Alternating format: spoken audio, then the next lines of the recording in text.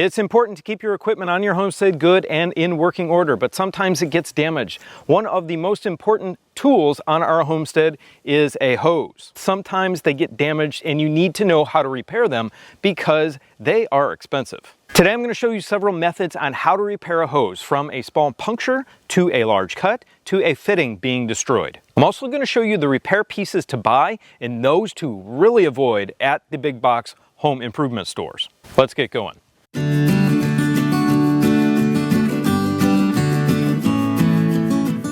Well, there's your problem right there. Okay, we are in the shop with our hoses. I'm going to talk about the repair coupling types that you can get and also some other things that you can use. I'm going to demonstrate how to repair the hole on this one, which you just saw. Talk about the downfalls of certain repair couplings on this hose. Then I'll show you two repairs for a hose that has just been cut right in half, more than likely by a lawnmower. Okay, it's really important to know what you are looking for when you go to the store to buy a hose repair fitting. There are different types and they're made of different materials. Okay, you can see I've got these laid out in 4 different categories. Over here are the ones to avoid. The ones here in the center are okay.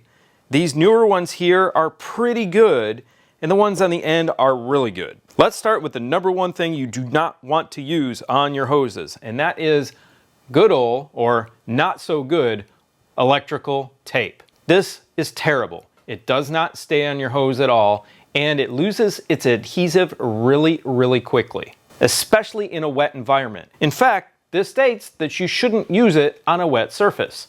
So using it on a hose is really terrible, and I've seen way too many videos use this. It's garbage. Throw it out. This is different, and I'll talk about this in a second. Okay, we have got our generic Home Depot, Lowe's, Menards, whatever, repair coupling.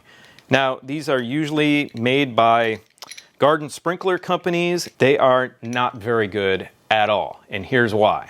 You can see the corrosion on the repair end fitting here on this hose, and it's almost completely eaten through, and it's about ready to break off. Modern brasses, even though they say brass, are not the same formulation as they used to be. And these repair fittings are extremely thin. I'll show you that comparison in a minute, but also these metal cast end clamps aren't very good at all. They crack, and they're made of some sort of magnesium material, and they will break if they sit outside for too long. This is a barb splice coupling. It is trash, and it will not last very long at all. Maybe only a season and a half to 2 seasons on your homestead. Here in the middle, we've got a plastic repair coupling. Now, this plastic repair coupling, this end piece, is okay, and it has one of the magnesium couplers.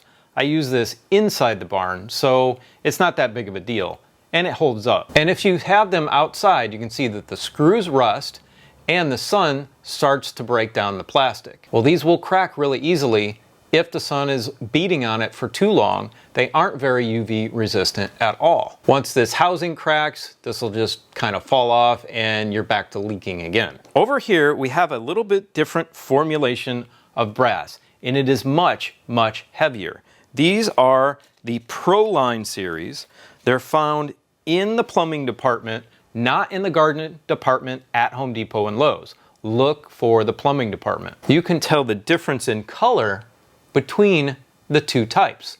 This one is much lighter, and these have a deeper yellow color. Now, all brass on the market today is formulated differently because they took most of the lead out of it. And they also lowered the copper content. So on this high quality rubber hose, you can see the difference in quality of the fittings compared to the other ones. These are a high copper content and don't corrode like these do. You can see the difference in the high copper content hose fittings on this good hose and the repair garbage coupling on this hose. I have a very high salt content in my water, and that really corrodes things. So you do not want to buy this type of thing. And this is all I had available for a while. Take all this stuff if you have it and just trash it. Take this and save it for a general emergency. Find yourself some of these. I'm going to save this one for last, but this right here you can see is a very old repair coupling, and you immediately can see the difference in the copper content and the formulation of the brass. This was on a hose I had for a long time, and you can see it's not corroded. I'm going to take this one out to show you the difference between the two. Okay, check this out. You can see the big difference in corrosion, color, weight, everything. This is half the weight as this one. I do understand that this is a female and this is a male, but you should feel it in your hands. There's a huge difference. And here it is compared to a newer, higher quality one. So I also want to show you this. The thickness of the wall on the high quality fitting is at least twice the cheap fitting. Not only are you getting a high quality metal here, it's thicker than this one. And for not that big of a difference in price, I highly recommend you get this one. There's the end fitting, and you can really see the difference in wall thickness there. Next one I'm going to show you is a really old method on how to do it, but it works incredibly well. And that's using a piece of real copper pipe. All you do is insert it into the hose and use a couple of hose couplings to keep it securely in place. Now, of course, it doesn't have barbs on it, but this one lasted an incredibly long period of time with our normal house water pressure. If you have a high pressure hose, this is not going to work. You would need something like this. But this is a perfectly acceptable method for a garden hose, and it works very, very well. Just chop off about a 4-inch section, get a couple of hose clamps, and you're ready to roll. If you haven't seen our video on comparing different hose types and brands, click on the link at the top of the screen. It gives a full breakdown of the hoses that we had, the ones that failed, and the ones that have lasted over 15 years. Okay, repair number one is if you have a cut in your hose. You're going to want to cut away the damaged section. Make sure that there is no other damage on there and that you can nicely make a good repair. First thing you want to do is put on a hose clamp, insert your barbed fitting, the good brass one, as far as you can get it. Put on that second hose clamp. Get it as close as you can, and usually you'll be able to get them to touch. Tighten down your clamps, and you are all set. Make sure you tighten the clamps on the barbs themselves. And you're done. This works the same way as that copper pipe that I just showed you, but it's going to be a little bit stronger if you have a higher pressure. Now for the fitting repair, of course, you're going to just push it in the end of the hose. The barbs will catch the inside of the hose, and use your hose clamp to clamp down on those barbs. Now you can use one of these. However, getting a kit with this and a good quality one just does not exist. They all come with the garbage ones. So this may or may not clamp down the best on this. Now the one drawback with hose clamps is that they catch on everything.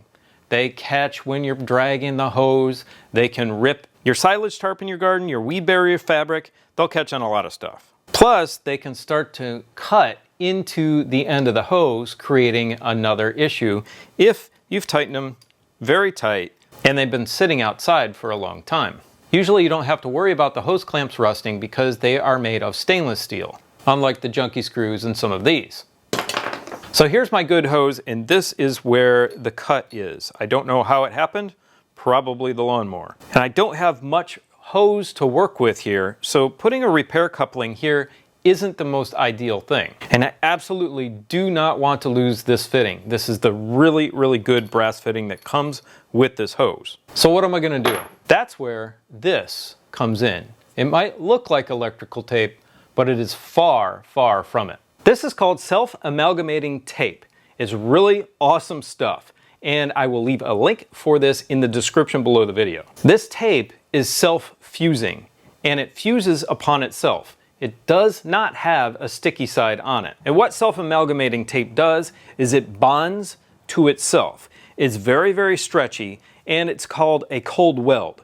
So if you stretch this out and wrap it upon itself, and then wrap it upon your object, it's going to all come together and start to fuse together. This creates a watertight seal, and it is UV resistant. This is not a permanent fix, but it lasts a long, long time. It will become completely seamless when it bonds to itself, and since it's stretchy, you can really get it wrapped tightly around whatever object you're wanting to seal up. This is great for water pipes and a lot of other things, like electrical equipment that you need to keep dry. I've used this on my solar system outside before.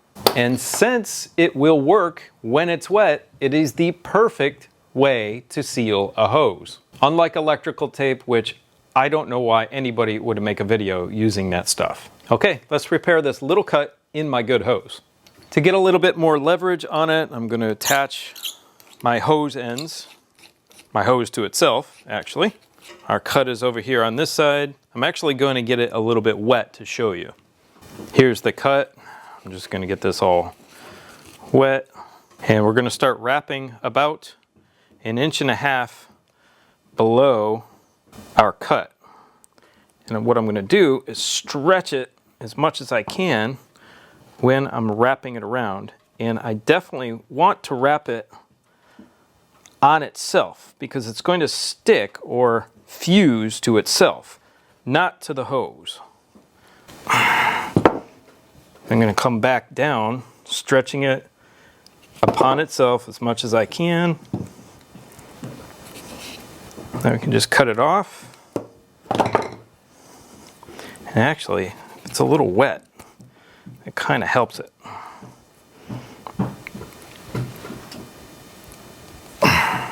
And also a little heat from your hand will help this to bond as well. Shouldn't have to hold it for too long, but this is going to create a very tight seal. Now you want to give this sufficient time to cure. It will completely vulcanize or fuse together in about 24 hours. If that's too long to wait, no big deal. You could probably use it with just your house pressure, but if you want the best repair, leave it sit for a little while. So I will have a link to the high quality brass repair fittings in the description below the video, along with the tape. And if you've never seen these cutters before, these are amazing things. They're wire cutters, but they chop right through hoses really, really quickly. They're really handy. Repairing a good quality item is much better than trying to buy a new one. And buying cheap ones all the time is also not a good strategy. So having these methods of repair is really important. I hope you found them useful. If you have any questions, leave them for me in the comment section below. Now go check out this series of videos right here, which shows you our greenhouse and how we put it together ourselves. And there's a link for it in the description below with a 10% off coupon code. Have a beautiful, blessed day. We'll see you next time. Bye.